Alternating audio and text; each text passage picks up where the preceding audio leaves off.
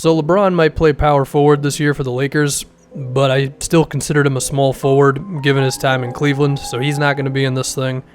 Anthony Davis has played the majority of his time at center the past 2 seasons. It seems like he's going to do that moving forward, so he'll be in the center discussion.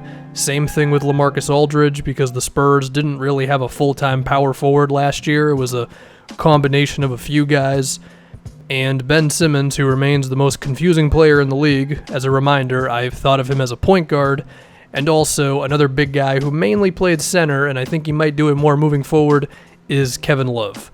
So that means Giannis is the best power forward in the NBA because he spent pretty much all of his time playing the 4 spot for Milwaukee, and given that Mike Budenholzer knows what he's doing, I wouldn't be surprised if that is now Giannis's full-time position. And it seems like it's working out pretty well for him, given that he's on the trajectory towards being an elite NBA player. I mean, he's pretty much already there, and I think he still has some room to grow.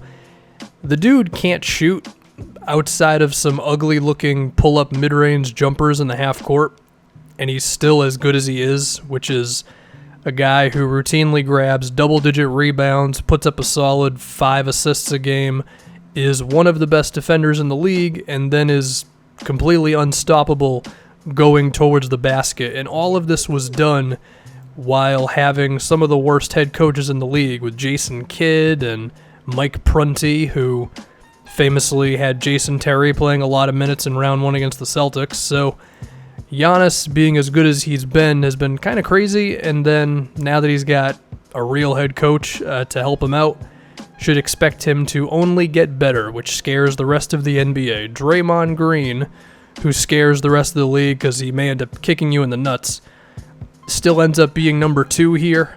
I mean, there's not much I can say about Draymond that has not already been said at this point. It's just a matter of defense, being able to defend 4 or 5 positions, being this dude who's like 6'7", but you can't move him in the low post at all. He can switch on to a perimeter player, and then he just makes the Warriors who they are, right? Because even with DeMarcus Cousins, I think the absolute best version of this team is still with Draymond playing center and just having that super spaced out floor and everybody can switch and all that.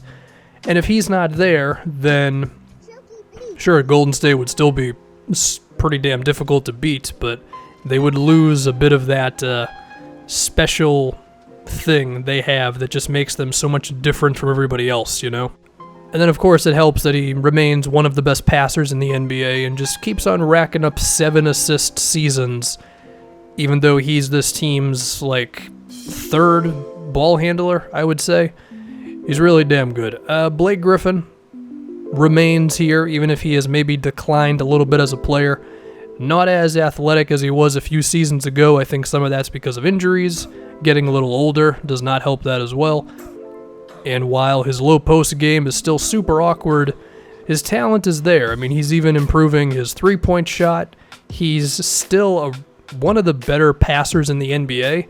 I would like to see him kind of take on as many ball handling duties as he can for the Pistons moving forward. I would definitely prefer him running the offense more than like Reggie Jackson a lot of the time, even if Blake wouldn't be bringing the ball up floor himself.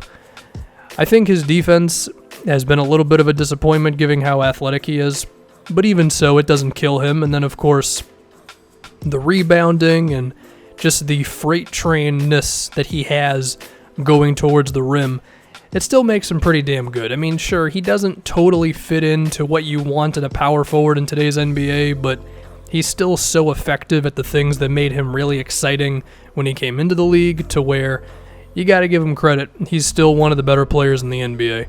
Next up, we are going to look at the Zinger, the Zing God, Porzingis, excuse me. The only reason Porzingis is not higher here is because he has not been able to put in an entire season of maintaining what he does when the year starts, because if we remember the first month to maybe 2 months of this previous year for the Knicks, he was one of maybe the 7 to 11 best players in the league or so. He was leading their offense, making everything he attempted. But then if you go look at his stats, each month everything just tapers down. The points, the percentages, the rebounds, and I just can't put you too high when I don't know for a fact if you can give me a full 75 games of being that great player. But even so, I would still put him number 4 here because from a talent perspective, I think he can definitely surpass Blake and Draymond and probably not Giannis, but that's okay. So we're just going to have to see. Unfortunately, it's probably not going to happen this year because who the hell knows how many games he's actually going to play. But I believe in Porzingis a lot. And then finally, Paul Millsap. Maybe you forgot about him. Maybe you didn't.